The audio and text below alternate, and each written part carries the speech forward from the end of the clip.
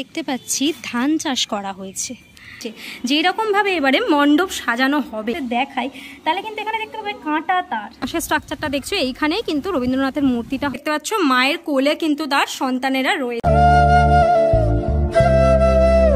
Hello বন্ধুরা, তো কেমন আছো তোমরা সবাই? আমি আজকে চলে এসেছি তোমাদের জন্য আরো একটা নতুন ভিডিও নিয়ে। এই মুহূর্তে রয়েছি সাউথ কলকাতায়, সাউথ জোনে রয়েছি হরিদেবপুর। হরিদেবপুরে কিন্তু বেশ কিছু জনপ্রিয় দুর্গা পুজো হয়, তার মধ্যে বেশ নামকরা একটি পুজোতেই আজকে তোমাদেরকে নিয়ে যাব। সেটা হচ্ছে হরিদেবপুর আদর্শ সমিতি। বিগত কিছু বছর ধরে কিন্তু এই আদর্শ সমিতির পুজো বেশ জনপ্রিয় হয়ে উঠেছে। প্রত্যেক বছর নিত্য নতুন চমক দিয়ে কিন্তু এই পুজো মানুষের মন কেড়েছে। ইতিমধ্যে এই বছরেও কিন্তু চমক রয়েছে মণ্ডপে, সবটাই তোমাদেরকে দেখাবো কিভাবে মণ্ডপ সেজে উঠছে, এবছরের কি উপস্থাপনা হতে চলেছে। পুজোতে আসতে গেলে মোটামুটি তোমাদের একদম নিয়ারেস্ট মেট্রো স্টেশন বলা যেতে পারে, সেটা হচ্ছে মহানায়ক উত্তম কুমার। মহানায়ক উত্তম কুমার থেকে নেমে হরিদেবপুরগামী যে কোনো অটো বা বাস ধরে তোমরা চলে আসতে পারো একদম এই মোড়ের মাথায়। সেটা হচ্ছে বিবেকানন্দ স্পোর্টিং ক্লাবের প্রাঙ্গণের কাছে। একদম বিবেকানন্দ স্পোর্টিং ক্লাব বললেই তোমাদেরকে যেই গলির মুখে নামাবে বিবেকানন্দ স্পোর্টিং ক্লাবে নেমে কিভাবে তোমাদেরকে আসতে হবে সেটা একদম ওখান থেকেই আমি দেখাতে যাবো। চলো, সত্যনারায়ণ মিষ্টান্ন ভান্ডারের যে গলি, পাশের যে গলি, সেই গলি দিয়ে আমাদেরকে যেতে হবে আদর্শ সমিতির প্রাঙ্গণে পৌঁছানোর জন্য। একটু 2-5 মিনিটের হাঁটা পথ। সোজা একটুখানি এলেই কিন্তু এখানে দেখতে পাবে এই যে হরিদেবপুর বিবেকানন্দ স্পোর্টিং ক্লাব এর পুজোটা হয়। প্রত্যেক বছরই আমি এই পুজোটাও দেখি। এই পুজোটাকে ফেলে আমাদেরকে এই গলি ধরে চলে যেতে হবে। মোটামুটি আমি তো তোমাদেরকে অনেকবারই এই পুজোটা দেখাতে এনেছি, হরিদেবপুর আদর্শ সমিতির পুজো দেখাতে এনেছি। প্রত্যেকবারই আমি রুট বলতেই তোমাদেরকে যাই। দেখবে রাস্তাটা দুদিকে চলে গেছে, এখান দিয়ে চলে যেতে হবে কিন্তু বাঁ দিকে গিয়ে আবার রাস্তাটা ডান দিকে বেঁকে গেছে। ঠিক এরম ভাবে ডান দিক বেঁকেই চলে যেতে হবে একদম সোজা। দিয়ে এবার কিছুটা সোজা হাঁটতে হবে। চারিপাশে কিন্তু বেশ ছোট ছোট অনেক গলি আছে, কোনো গলিতেই ঢুকবে না, একদম সোজা রোড ধরে কিন্তু হেঁটে চলে যাবে। একদম সোজা চলে এলে কিন্তু রোডটা এরকম দুদিকে চলে যাচ্ছে। বাঁ দিকে আমাদেরকে ঢুকতে হবে, বাঁ দিকে সামনে একটা ডান দিকে গলি আছে, এই গলিটা কিন্তু ঢুকবে না। একদম বাঁ দিক ধরে সোজা একটুখানি এগাবো, 2 পা এগালেই কিন্তু সামনে আরও একটা ডান দিকে গলি পড়বে, ওই গলিটায় ঢুকতে হবে। দিকে একটা ডান দিকে গলি ছিল, সেই গলিটায় না ঢুকে আরও একটা তারপরে ডান দিকে গলি আছে, এই গলিটা ঢুকতে হবে। ল্যান্ডমার্ক হিসেবে বলে রাখছি, এখানে একটা এরকম ফ্ল্যাটের মতন আছে, গৌরাঙ্গ ভিলা। এই ফ্ল্যাটটাকে তোমরা মনে রাখবে অ্যাজ এ ল্যান্ডমার্ক হিসাবে। এর পাশ দিয়ে যে ডান দিক ধরে গলিটা চলে যাচ্ছে, ডান দিকে বেঁকে আবার বাঁ দিকে বেঁকে আবার গলিটা কিন্তু ডান দিকে টার্নিং নিয়েছে। এই ডান দিক ঘুরে একটুখানি এগাতে হবে, দিকে একটুখানি এগালেই আবার 2 পা এগালেই আবার একটা বাঁ দিকে তোমরা টার্নিং পাবে। মোটামুটি এই বাঁ দিকে টার্নিংটাতে ঢুকে যেতে হবে। বাঁ দিকে টার্নিং নিয়ে আবার ডান দিক, এখানে একটুখানি অলিগলি আছে। আমি তোমাদের একদম শর্টকাট রাস্তা দেখিয়ে দিচ্ছি, না হলে অনেক ঘোর প্যাচ হয়ে যাবে, সেজন্য তোমরা একটু মনে রেখে কিন্তু আসবে। তোমাদেরকে যাচ্ছি। তাছাড়াও যদি তোমাদের কোনো অসুবিধা হয়, গুগল ম্যাপের লিঙ্ক তো অবশ্যই ডেসক্রিপশনে থাকবে, সেটা দেখেও তোমরা আসতে পারো। আশা করি তোমাদের কোনো অসুবিধা হবে না। আমি অনেকবারই এখানে তোমাদেরকে এনেছি বিগত কয়েক বছরে, প্রত্যেকবারই তোমাদেরকে দেখাতে আনি। তবে সোজা দেওয়ালে ধাক্কা মারার পর কিন্তু এই যে বাঁ দিকে যে রাস্তা, এই বাঁ দিকের রাস্তা দিয়ে আবার ডান দিকে ঘুরে গেলে 2 পা এগালে কিন্তু আদর্শ সমিতির প্রাঙ্গণ। রোড ধরে আস্তে আস্তে কিন্তু এই হচ্ছে প্রাঙ্গণের সামনে চলে এসছি। এই হচ্ছে ভেতরে মণ্ডপের কাজ কিন্তু অলরেডি তুঙ্গে, বেশ সুন্দরভাবেই কাজ চলছে। এবছরের যেটা উপস্থাপনা সেটা হচ্ছে এপার ওপার পুরো এরিয়া নিয়ে প্রত্যেক বছর প্রাঙ্গণ সেজে ওঠে। বিগত বছরও খুব সুন্দর একটি চমক কিন্তু দেখেছিলাম। জয় হে থিমের নাম ছিল। ভারতের বিভিন্ন অংশ, বিভিন্ন মন্দির, বিভিন্ন স্থাপত্য সব কিছুকেই কিন্তু ব্যাখ্যা করা হয়েছিল। তার সাথে সাথে বাণিজ্যর দিকটাও কিন্তু দেখানো হয়েছিল। খুব সুন্দরভাবে বিগত বছরে মণ্ডপ সেজে উঠেছিল। সেরকমভাবে এবছরের যেটা উপস্থাপনা সেটা হচ্ছে এপার ওপার। বড় করে একটা প্লাইয়ের স্ট্রাকচার দেখতে পাচ্ছি। বেসিক্যালি এখানেও বেশ কিছু ইনস্টলেশন হবে, ধীরে ধীরে সেগুলো স্পষ্ট হবে। এই দিকটায় কিন্তু এরকম প্যান্ডেল করা রয়েছে ভেতরের দিকটায়। এবার যদি সামনের দিকটা একটুখানি এগাই, সামনের দিকেও কিন্তু ভেতরে সব কাজ চলছে। যদি তোমাদের একটু ভালো করে দেখাই বিষয়টা, ওয়াও, ভেতরে কিন্তু চারিদিকে খুব সুন্দরভাবে কাজ চলছে। দেখতে পাচ্ছি ধান চাষ করা হয়েছে, অসাধারণ। এখানে কিন্তু পুরো অংশ নিয়ে জলের উপর কিন্তু ধান চাষ করা হয়েছে। আর এইখানে এরকম প্লাইটা তোমাদেরকে ওই পাশ দিয়ে দেখাচ্ছিলাম, এই পাশে কিন্তু এরকম পুরো প্লাই মারা রয়েছে। একটু যদি এই দিকটায় তোমাদেরকে দেখাই তাহলে কিন্তু দেখতে পাবে এখানে মাটির ঘর রয়েছে। মাটির ঘরের সামনেও কিন্তু এরকমভাবে এখানে ধান চাষ করা হয়েছে দেখা যাচ্ছে। পাশে ধান চাষ করা হয়েছে, আর মাঝখান দিয়ে কিন্তু আলের যে জায়গাটা, সেই আলের জায়গাটাও করা হয়েছে। একটু যদি আলের জায়গাটা দিয়ে আমি নেমে যাই তাহলে কিন্তু এই পাশে তোমাদেরকে দেখাতে পারবো এরকম চাটাই দিয়ে দিয়ে কিন্তু কাজ করা হচ্ছে। আশা করি তোমরা দেখতে পাচ্ছ পুরো এই অংশটাই কিন্তু এরকম চাটাই মেরে মেরে কিন্তু কাজ করা হচ্ছে।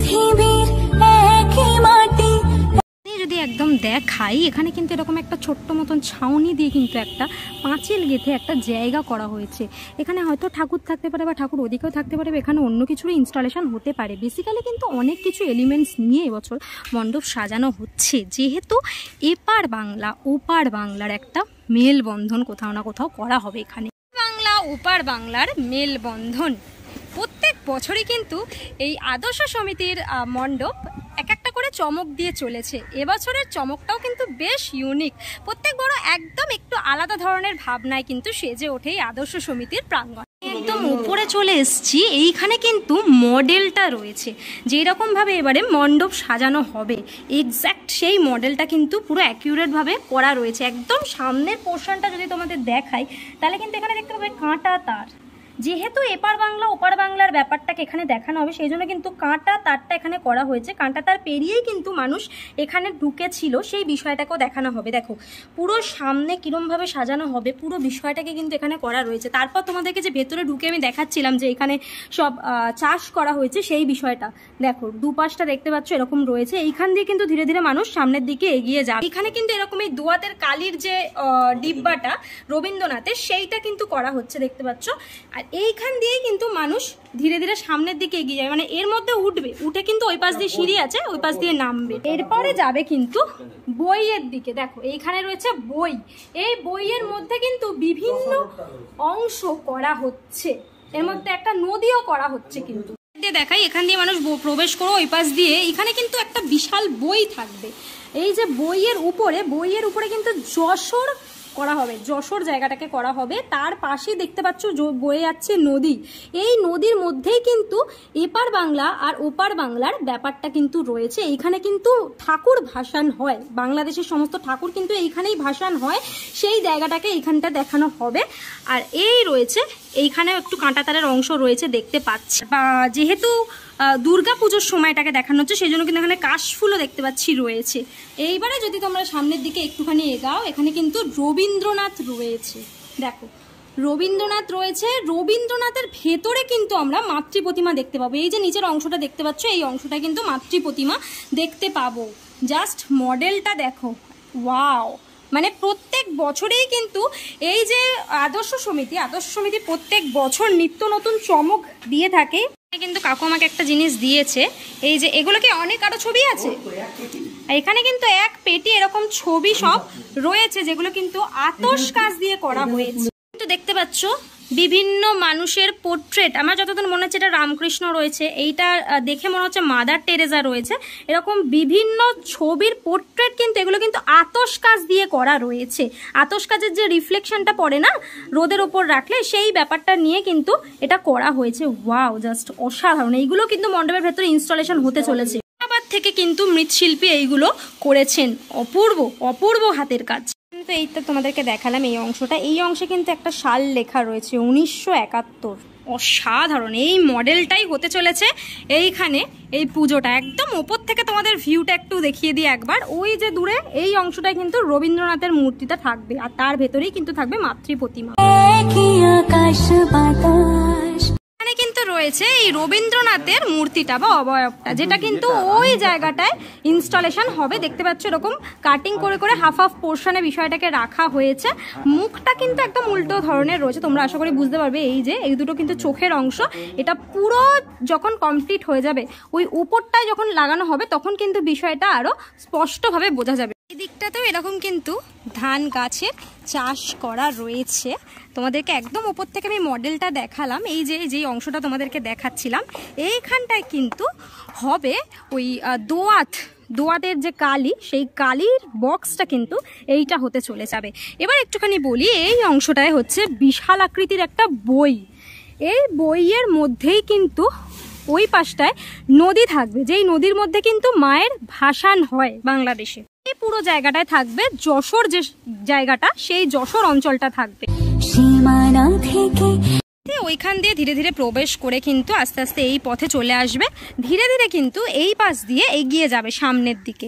এই পাশ দিয়ে যদি সামনের দিকে এগিয়ে যায় তাহলে কিন্তু এই যে বইয়ের অংশটা দেখতে পাবে। আর এই বইয়ের অংশটার ভেতর দিয়ে আরেকটু সামনে গেলে কিন্তু এই ব্যাকগ্রাউন্ডে পাবে রবীন্দ্রনাথের মূর্তি। মূর্তিটা তোমাদের দেখালাম, ওই যে ব্যাকগ্রাউন্ডে যে বাঁশের স্ট্রাকচারটা দেখছো এইখানেই কিন্তু রবীন্দ্রনাথের মূর্তিটা হবে। পুরো টোটাল অঞ্চলটাই কিন্তু চেনা যাবে না যখন পুরো বিষয়টা এক্স্যাক্ট অ্যাকিউরেট দাঁড়িয়ে যাবে।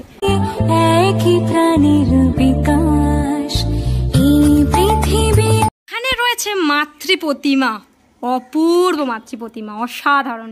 তোমাদেরকে ওপরে মডেল দেখালাম, সেই রবীন্দ্রনাথের যে স্ট্যাচুটা করা হবে তার ভেতরে কিন্তু মাতৃ প্রতিমা থাকবে। মাতৃ প্রতিমা একদম বসা পজিশনে রয়েছে, দেখতে পাচ্ছ মায়ের কোলে কিন্তু তার সন্তানেরা রয়েছে দুপাশ জুড়ে। অসাধারণ মাতৃ প্রতিমা। এই রয়েছে শিল্প আর এই রয়েছে আমার সামনে শিল্পী। এই দাদাই কিন্তু এত সুন্দর ঠাকুরটা তৈরি করেছে। দাদা কতদিন ধরে তৈরি করছো এই ঠাকুরটা? 1 মাস। 1 মাস ধরে। মোটামুটি কেমন আদলে হবে পুরো কমপ্লিট হওয়ার পর? মোটামুটি একটা ন্যাচারাল, তার মায়ের সন্তানদেরকে যেমন আঁকড়ে মানে একটা মাতৃ ছোঁয়াটা সেইটা পাওয়া যাবে তো। আচ্ছা, মণ্ডপের মধ্যে তো ওই জায়গাটায় মাতৃ প্রতিমা থাকবে। মায়ের মধ্যেও কি সেই বাংলা মায়ের ব্যাপারটা পাবো? কারণ ওপার বাংলা এপার বাংলার ব্যাপারটা রয়েছে। আমাদের বাঙালি সেই বাঙালির যেই ব্যাপারটা সেই ব্যাপারটা থাকবে মায়ের মধ্যে। দাদা অসংখ্য ধন্যবাদ। মুর্শিদাবাদ থেকে কিন্তু দাদা এখানে কাজ করতে এসেছো, তাই তো দাদা? দাদার নাম হচ্ছে নাসিরউদ্দিন শেখ। নমস্কার দাদা। তো তুমি এই আতশ কাজের যে ব্যাপারটা করেছো ওগুলো কিভাবে করলে? মানে খুব অবিশ্বাস্য বিষয়টা, আমি ওপরেও দেখছিলাম। আমাদের কিছুদিন আগে যে অনেক টেম্পারেচার হয়েছে সেটা সবাই আমরা জানি। আমি সে সময় ভাবলাম যে কিভাবে এই রোদটাকে কাজে লাগা যায়। রোদে তো আমরা অনেকে কাজ করতে পারি না, এই ছাতা ধরে আতশ কাজ নিয়ে মানে ওই কিরণটা, সূর্যের কিরণ দিয়ে বিষয়টাকে সেটা কার্টুনে সেটা আমি করেছি। বাহ দাদা, অপূর্ব তুমি কাজটা করেছো, আমার খুব ভালো লাগলো। এই যে রবীন্দ্রনাথের ওপরেও কি এরকম ভাবেই কাজটা হয়েছে? না, রবীন্দ্রনাথে এটা একটা মডেল করা ছিল, সেটা আমি জাস্ট কালার করছি। সেটাকে যতটা পারা যায় অবয়বটা নিয়ে আসার সেটাই চেষ্টা করছি। বাহ, অনেক ধন্যবাদ দাদা। দেখালাম আদর্শ সমিতির এপার ওপার বাংলার প্রস্তুতি। মোটামুটি বেশ সুন্দর একটি কাজ, একটি সুন্দর উপস্থাপনা হতে চলেছে। পুজোর সময় অবশ্যই আসবো, তোমরা কে কে আসছো কমেন্ট করে জানিও। আর আজকের প্রস্তুতির ভিডিওটা কেমন লাগলো সেটাও জানিয়ে। আজকের জন্য এতটাই, দেখা হবে আবার নেক্সট ভিডিওতে। ততক্ষণে যেন তোমার সেই ভালো থেকো, সেফ থেকো, বাই, টেক কেয়ার।